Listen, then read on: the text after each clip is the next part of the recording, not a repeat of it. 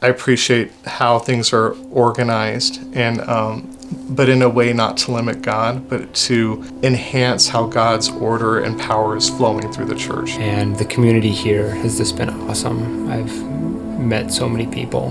I feel like now there is like a purpose in, like, even if it's just getting to know other moms or families, and I'm just excited about what God wants to do in this next phase of our lives. And our kids really like coming here.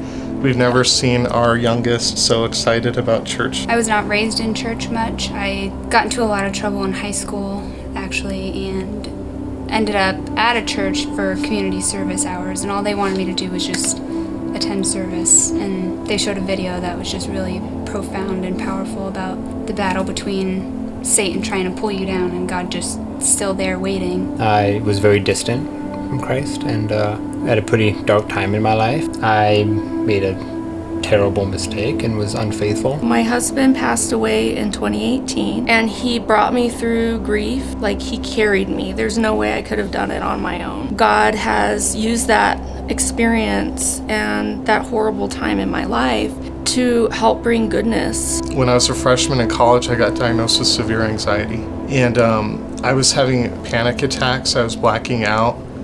There was one time I was driving on the side of the road, and my vision closed up and I blacked out. I was hurt, obviously, and I was like, I'm out of here. I had that kind of mindset.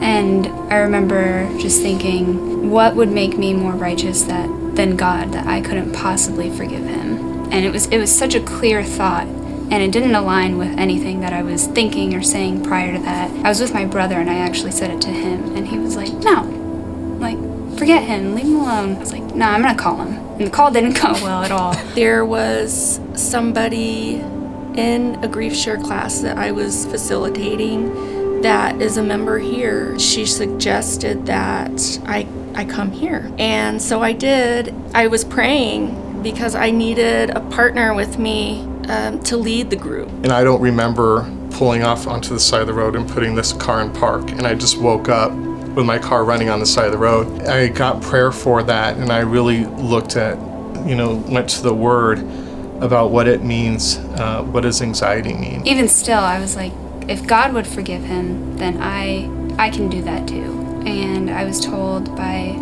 Pastor John, actually, that both paths you would choose would be filled with pain, and that was really profound in my mindset at the time. Just after all of that, being able to see that my willingness to forgive him, even though it would be hard, seemed to have ignited something in him. And in the verses about casting your anxieties and worries on the Lord because he cares for you. And I just prayed that a lot, and people prayed for me, and I really felt God's presence touch my heart and kind of rewire things that I didn't have to worry, and it really felt a new measure of faith in me. The person here that was leading was also looking for a partner, and that we had both been praying for about a year to find the right person to help each other to minister to the hurting. In the aftermath of that, I was sitting in my truck. The God Who Saves by Matthew West came on, and it really spoke to me, and I knew right then that I was loved, and that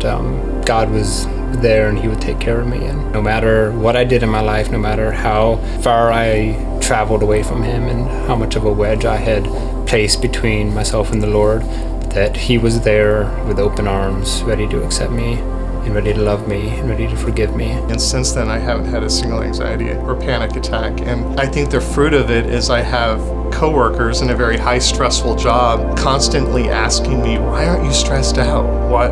Do you know something we don't know? I just tell them I trust the Lord. I don't have to worry about this. He's got this.